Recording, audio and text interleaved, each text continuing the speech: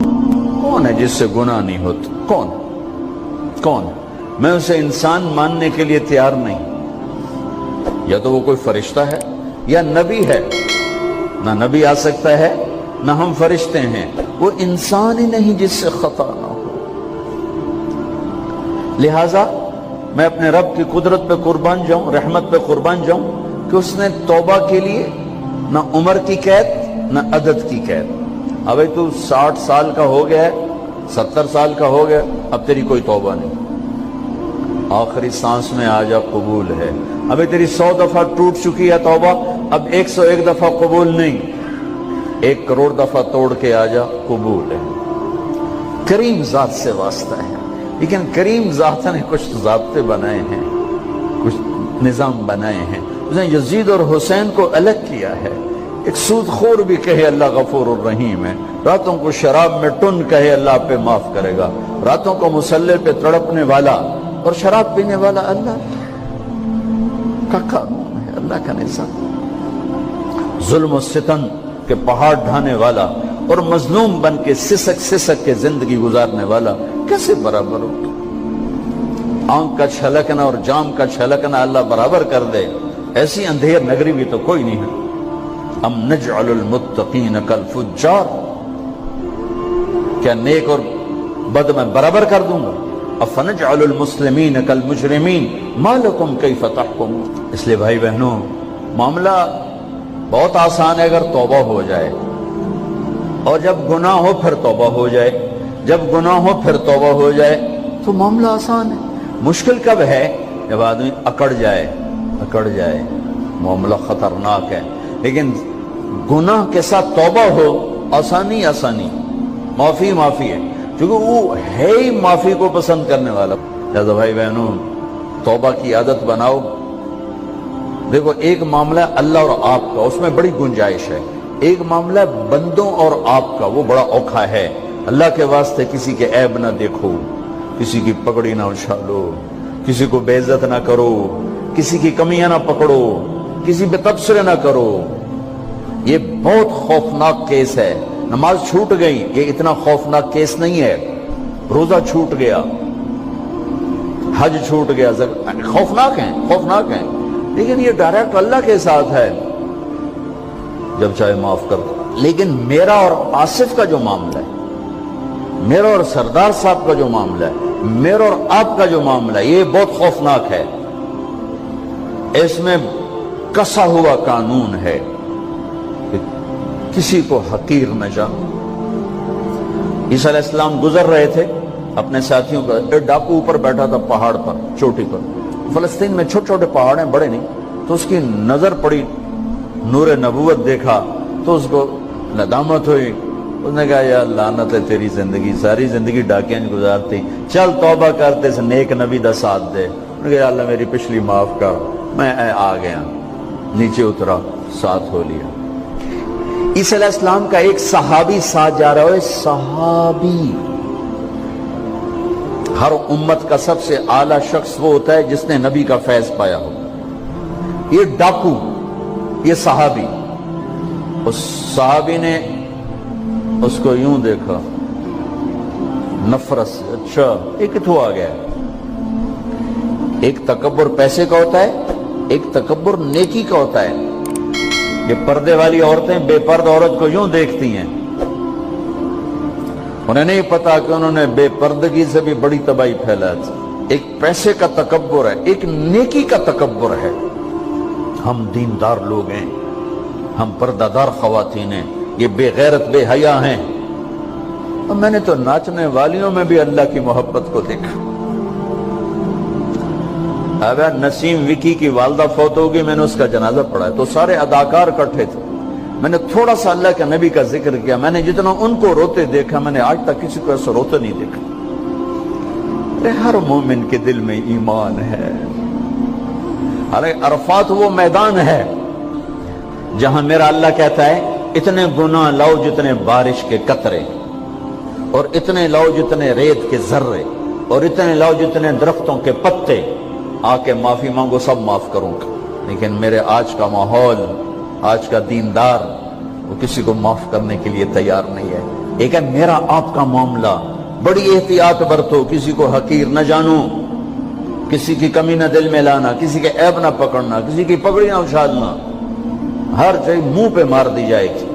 یوسف بن حسین ایک بزرگ گزرے، بڑے خطیب تھے، محدث تھے، جب انتقال ہونے لگا تو کہنے لگے یا اللہ، ایک میرے پاس 2 نمبری ہے اور ایک میرے پاس 1 نمبری ہے۔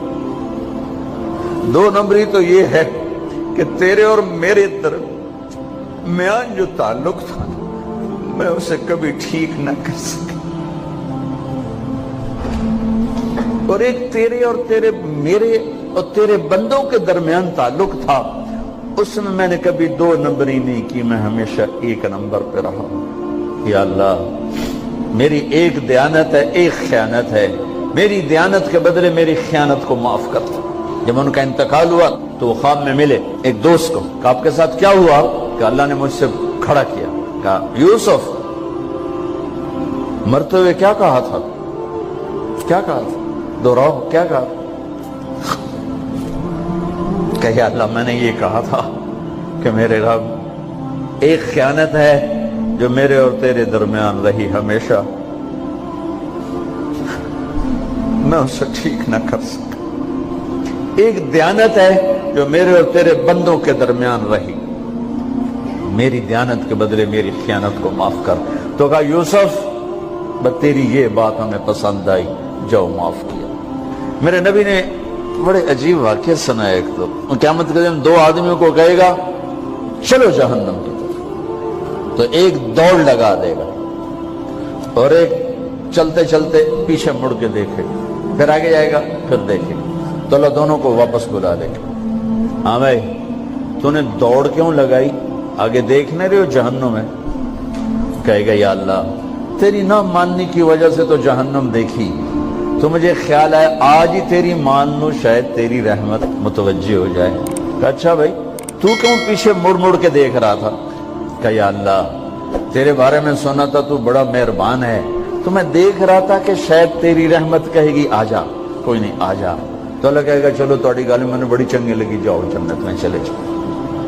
معاملہ تو ایسی کریم ذات سے، ایک آدمی کی ایک نیکی کم پڑ جائے گی، ایک، تیری ایک نیکی اگر بڑھ گئی نا تو میں تمہیں جنت دے دوں گا۔ اب یوں ہے، کہے گا چلو یا اللہ میں لے آؤں نا، اللہ کہے گا جا کسی کو لے آ، میں تمہیں جنت دے دینا۔ وہ یا اللہ ایک تو میں نے لب جانی، وہ اپنی اماں، ابا، چاچے، تائے، بیوی، بیگم، بچے سب منکر ہو جائیں، بنا بنا کی پتہ اساں اسے ایک تو تھوڑ جاوی، کیا پتہ ساڑی ہو ایک تھوڑ جاوے، عزیدہ نہیں دین دے، عزیدہ نہیں دین دے۔ کہے گا ہائے میں مر گیا۔ تو ایک آدمی اس کی ہائے سنے گا، وہ کیوں آئی؟ کہ ایک نیکی تو مار کھا گیا۔ کہے گا موجہ کر، تیرا کام بن گیا۔ کہے گا وہ کیسے؟ وہ کہے گا میرے کو ہے ہی ایک کو، تو لے جا، میرے کڑے کم تو لے جا، میرے کو ہوئے تامی آگے نہ ہوئے تامی آگے، یا تو لے جا۔ وہ چھلانگے مارتا ہوا ہے، یار میرا کم بن گیا۔ اور کیسے بن گیا؟ کہ وہ کہتا میں دیتا ہوں، کہ اس کو بلاؤ، اس کو بلایا جائے۔ ابھی تم اس کو نیکی دے رہے ہو؟ کہ جی دے رہا ہوں۔ کیوں دے رہے ہو؟ کہ یا اللہ میرے کسی کام میرے لیے تو تیرا، میں ایک نیکی نال کیڑی جنت لے سکا۔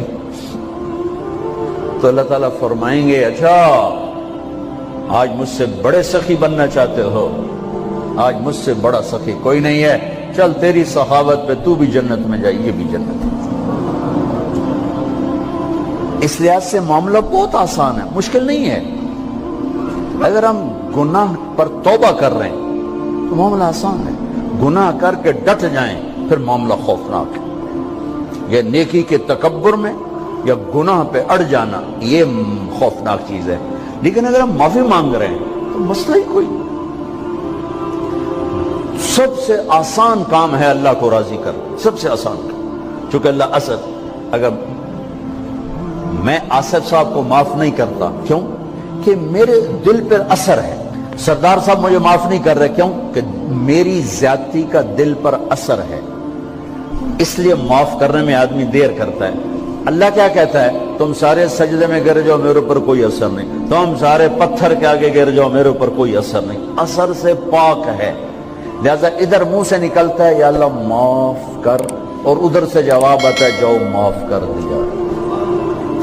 اتنا بھی نہیں کہتا ہے دوبارہ تو نہیں کرو گے, دوبارہ تو نہیں کرو, اتنا بھی نہیں کہتا. اوے پھر کرو گے, جاؤ معاف کرو, جاؤ معاف. میرا بندہ میری بندی توبہ کا برتن توڑ دیا, آجا جوڑ دیتا ہوں. پھر توڑ دیا, آجا جوڑ دیتا ہوں. پھر توڑ دیا, آجا جوڑ دیتا ہوں. 1,00,000 دفعہ توڑا, 1 کروڑ دفعہ توڑا, آجا. کیسے جوڑتا ہوں, کیسے جوڑتا ہوں کہ یہ جو جوڑ ہیں نظر آئیں گے, لیکن میں جب تیری توبہ کا برتن جوڑوں گا تو کہیں جوڑ نظر نہیں آئے گا, لگے گا توبہ ٹوٹی ہی کوئی نہیں, یہ تیرے کرامن کاتبین کو بھی نظر نہیں آئے. لا حول ولا قوة إلا بالله.